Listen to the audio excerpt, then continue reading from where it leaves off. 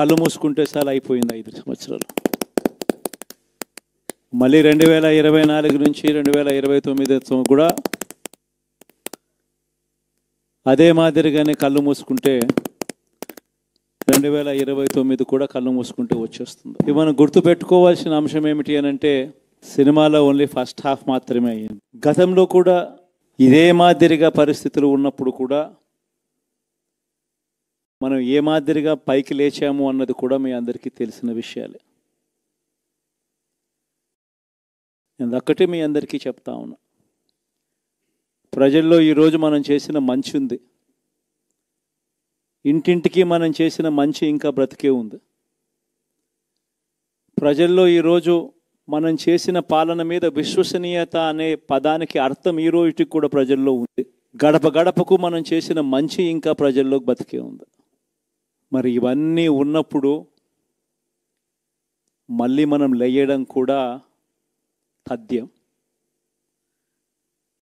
కాకపోతే కొంచెం టైం పడుతుంది, ఆ టైం ఇవ్వాలి. ఆ టైం ఇచ్చినప్పుడు, అది జరిగినప్పుడు, పాపాలు పండినప్పుడు ఖచ్చితంగా మళ్ళీ మనం పైకి లేస్తాం. విషయం ప్రతి ఒక్కరం కూడా గుర్తుపెట్టుకోవాలి. ఎందుకు ఈ మాట కూడా చెప్తా ఉన్నానంటే, రాజకీయాలలో అన్నిటికన్నా ముఖ్యమైన అంశం క్యారెక్టర్,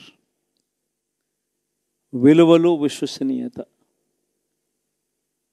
ఈ పదాలకు అర్థం తెలిసి ఉండడం రాజకీయాలలో చాలా అవసరం. రాజకీయం అంటే ఎల్లవేళలా అధికారమే కాదు.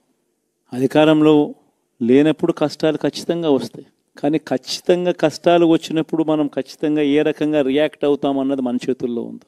విలువలు, విశ్వసనీయత లేని మనిషిగా రాజకీయాలు చేద్దామా, లేదా కష్టాలు వచ్చినప్పుడు ఆ కష్టాలను ఎదుర్కొని హుందాగా నిలబడుతూ మళ్ళీ 5 సంవత్సరాలు కళ్ళు మూసుకుంటే 5 సంవత్సరాలు అయిపోతాయి, మళ్ళీ 5 సంవత్సరాల తర్వాత మన పాలన వస్తుంది, మన ప్రభుత్వం వస్తుంది, అప్పుడు మళ్ళీ మనమే ఆందోళన ఎక్కుతామన్నది కూడా గుర్తుపెట్టుకొని అడుగులు వేస్తామా అన్నది మనలో ప్రతి ఒక్కరూ కూడా ఆలోచన చేసుకోవాలి.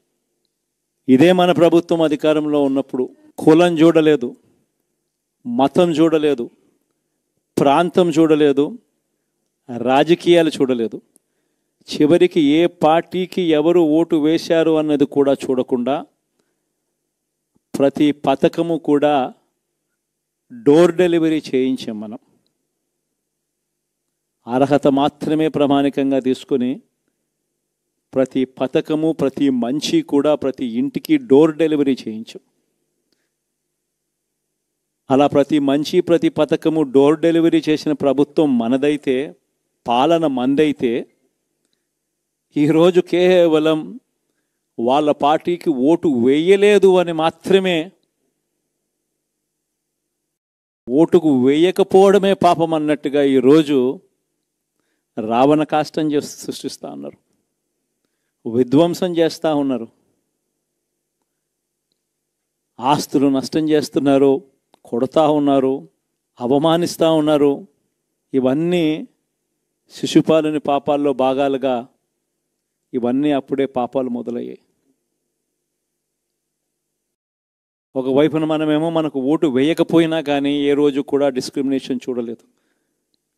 అటువంటి వాళ్లకు కూడా మనం డోర్ డెలివరీ చేసిన ప్రభుత్వం పాలన మందైతే, ఈరోజు కేవలం ఓటు వేయలేదన్న ఒకే ఒక కారణంతో ఏకంగా కొడతా ఉన్న పాలన వీళ్ళది.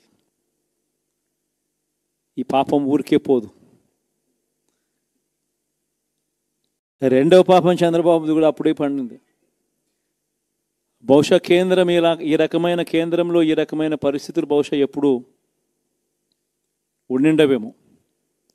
ఈ రకంగా కేంద్రంలో 240 ఎంపీలు మాత్రమే వచ్చిన పరిస్థితులు, రాష్ట్రంలో ఏకంగా వీళ్ళకు కూడా ఈ మాదిరిగా మంచి నెంబర్లు వచ్చిన పరిస్థితులు, ఎన్డీఏలో మళ్ళీ చక్రం తిప్పుతా ఉన్న పరిస్థితులు.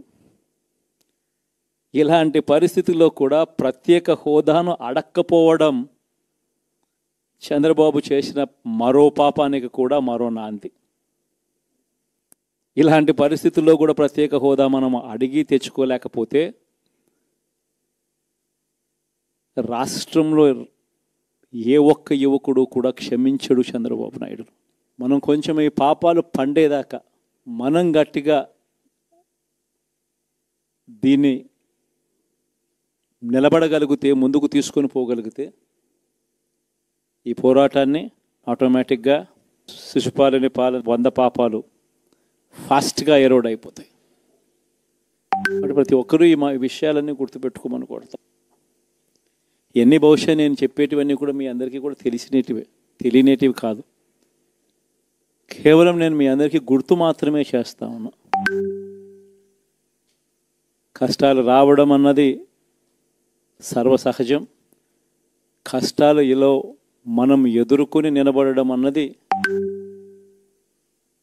మన చేతుల్లో ఉన్న అంశం అన్నది మాత్రం ఖచ్చితంగా ప్రతి ఒక్కరూ గుర్తుపెట్టుకోమని మీ అందరితో కూడా కోరుతా ఉన్నాను. శాసనసభలో, చట్టసభలో మీ సభే అన్నిటికన్నా ముఖ్యమైన సభ అవుతుంది. ఓటు వేయలేదు అన్న ఒకే ఒక కారణంతో మనుషుల్నే కొడతా ఉన్న పరిస్థితుల్లో, మనుషుల్నే అవమానిస్తూ ఉన్న పరిస్థితుల్లో, మనుషుల్నే బలవంతంగా ఆస్తి నష్టం చేస్తూ ఉన్న పరిస్థితుల్లో ఇక ప్రతిపక్షం ఉన్నది ఒకటే ఒక పార్టీ, ఆ పార్టీకి అవకాశం ఇవ్వాలా అన్న కనీస నైతిక విలువలు వాళ్ళు పాటిస్తారన్న నమ్మకం నాకైతే లేదు. కాబట్టి మీరు చేయాల్సిన పాత్ర గొప్పది, చాలా ఉంది అన్నది మాత్రం గుర్తుపెట్టుకోండి. రాబోయే రోజుల్లో యాక్టివిటీ లెవెల్స్ అనేది ఆటోమేటిక్లీ పెరుగుతాయి. రాష్ట్ర వ్యాప్తంగా ఉన్న కార్యకర్తలందరినీ ఎవరినైతే వాళ్ళు ఇబ్బందులు పెట్టారో ఖచ్చితంగా వాళ్ళందరికీ మనోధైర్యం ఇస్తూ వాళ్ళ గ్రామాలకు వెళ్ళి వాళ్ళకు తోడుగా ఉండే చేసే కార్యక్రమాలు జరుగుతాయి. రాబోయే రోజుల్లో ఇంకా టైం గడిచే కొద్దీ ప్రజల్లోకి వెళ్ళే కార్యక్రమాలు ఇంకా ముమ్మరం అవుతూ పోతాయి. చివరికి ప్రజల్లోనే ఉంటాం. ప్రజలతో కలిసి పోరాడే కార్యక్రమం వేగంగా టైం గడిచే కొద్దీ మనము వేగంగా అడుగులు ముందుకు వేస్తాం. ఒకటి మీ అందరికీ చెప్తా ఉన్నా, ఏకంగా 14 నెలలు పాదయాత్రలు చేశాం. ఆ వయసు ఈ రోజుటికి నాకుంది. ఆ సత్తువ ఈ రోజుటికి నాకుంది. కాబట్టి మీరు మాత్రం ప్రతి ఒక్కరూ గుర్తుపెట్టుకోండి.